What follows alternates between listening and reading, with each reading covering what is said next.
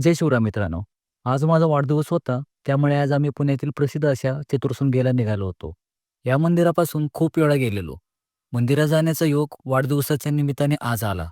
गाडी पार्किंगला लावून मंदिरात निघालो. नारळ आम्ही येतानाच आणला होता. मंदिरात जाण्यासाठी खूप पायऱ्या चढायच्या होत्या. माई आमची हळूहळू कसं का होईना आमच्यासोबत पायऱ्या चढत होती. थोड्या पायऱ्या चढल्यावर पप्पा मला उचल ना म्हटली.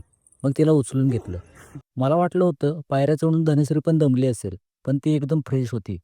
मंदिराच्या जवळ आलो होतो. माझं मंदिर बघण्याचं कुतूहल वाढलं होतं. मंदिरात सिंहाची मूर्ती होती. नंतर आम्ही आलो चतुर्शृंगी देवीपाशी.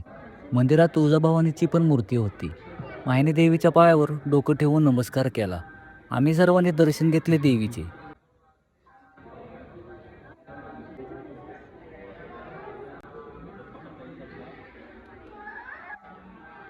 माईला देवीची मूर्ती बघायची होती म्हणून टाचेवर उभं राहून बघत होती आणि पाया पडत होती.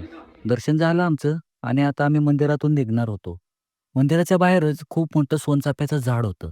त्यामुळे त्याचा वास सगळीकडे पसरला होता. मंदिराच्या बाहेर सुद्धा देवीच्या मूर्ती होत्या. माझ्या मते एकवीर आईची आणि तुळजाभवानी मातेची मूर्ती होती.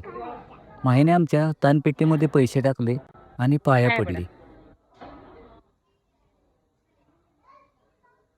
शेजारीच अजून एक छोटंसं मंदिर होतं. माईला तिथं असणाऱ्या दानपेटीत पण पैसे टाकायचं होतं.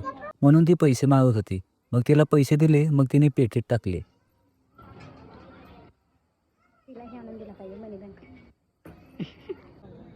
जाताना निम्म्यावरच गणपतीचे पण एक मंदिर होते. गणपती बाप्पाचे दर्शन घेतले. धनश्री एकटीच गप्प बसली होती मंदिरात. आम्हाला बघून माई पण पळत आली आमच्याकडे. थोडेसे आम्ही फोटो काढले, थोड्या गप्पा मारल्या. माईने आम्हाला थोडासा डान्स करून पण दाखवला. तिथून निघालो आम्ही घरी जाण्यासाठी. आज आम्ही वाढदिवसाच्या निमित्ताने खूप वेळ एकत्र घालवला. त्यामुळे आज आम्ही दोघेसुद्धा खूप खुश होतो. दोघे नाही, तिघेसुद्धा खूप खुश होतो.